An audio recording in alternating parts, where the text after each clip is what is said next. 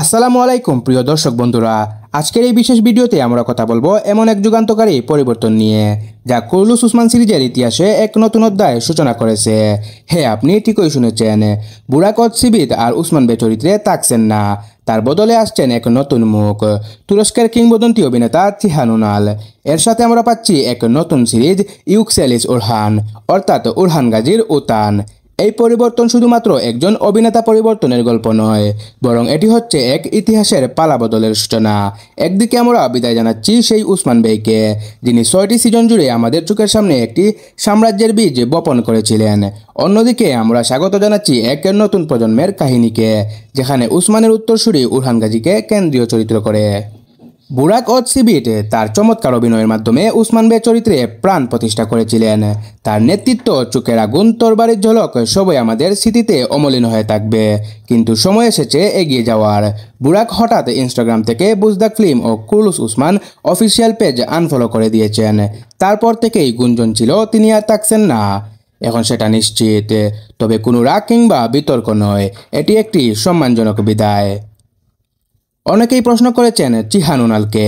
তুরস্কের থিয়েটার ও টেলিভিশন জগতের এক স্বর্ণযুগের প্রতিনিধি তিনি।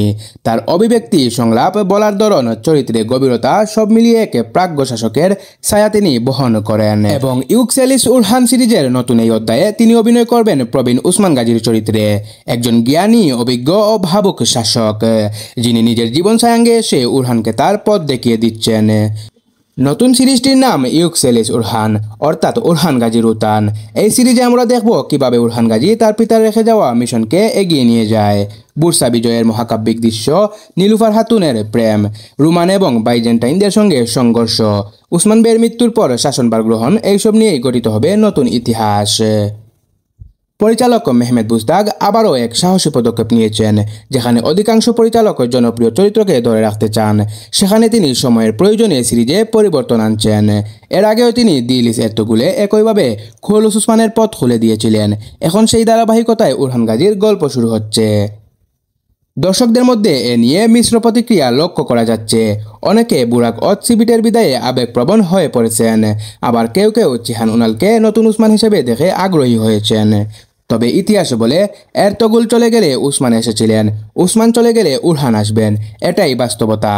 কুরুলুস উসমান সিরিজের কাহিনী এখন এমন এক পর্যায়ে পৌঁছেছে যেখানে উসমান গাজীর বয়স বেড়েছে, তিনি শারীরিকভাবে দুর্বল হয়েছেন।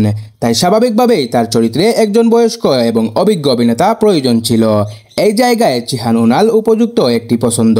তিনি শুধু একজন অভিনেতা নন, বরং তিনি হবেন একজন দর্শনের প্রতীক, একজন বৃদ্ধ নেতা যিনি অভিজ্ঞতা দেখিয়ে ছেলেকে সাম্রাজ্যের ভার তুলে দিচ্ছেন। প্রিয় দর্শক, আমরা হয়তো বুরাক অৎসিবিট এর অভিনয়কে মিস করব, তবে ইতিহাস থেমে থাকে না। আজকের এই পরিবর্তন কাল হয়ে উঠবে নতুন একটি অধ্যায়। উরহান গাজীর উতান নিয়ে আমরা জানতে পারবো এমন সব ঘটনা যা পূর্বে কখনো সিরিজে দেখানো হয়নি। ইউক্সেলিস উরহান হতে পারে পরবর্তী মহা ইতিহাসের সূচনা। আপনারা কি ভাবছেন? নতুন উসমান বে হিসেবে চিহান উনালকে কেমন মনে হচ্ছে আপনার? ইউক্সেলিস উরহান সিরিজ কি সফল হবে? বুরাক অৎসিবিট কি ভবিষ্যতে অন্য কোনো ঐতিহাসিক চরিত্রে ফিরবেন? কমেন্টে জানাতে ভুলবেন না। ভিডিওটি যদি ভালো লাগে তাহলে লাইক দিন, শেয়ার করুন এবং আমাদের চ্যানেল E4 Creation 2.0 কে সাবস্ক্রাইব করুন। আমি মেহেদী হাসান সোহাগ, ইতিহাসের এই নতুন যাত্রায় আপনাদের সাথে ছিলাম। পুরনো উসমানের বিদায় হলেও নতুন ইতিহাস রচনা হবে ইউক্সেলিস উরহানে, ইনশাআল্লাহ। এতক্ষণ সঙ্গে থাকার জন্য সবাইকে অসংখ্য ধন্যবাদ। আল্লাহ হাফেজ।